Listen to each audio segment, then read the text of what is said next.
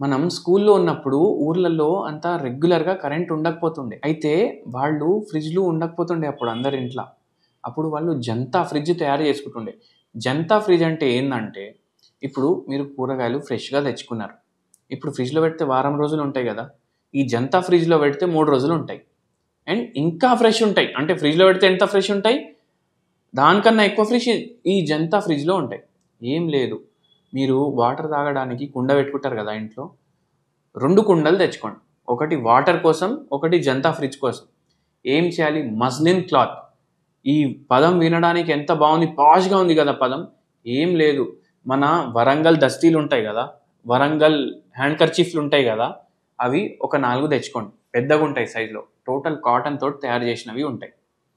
కింద ఒక లేయర్ ఎయండి. దాని పైన కొన్ని పెట్టుకోండి కూరగాయలు.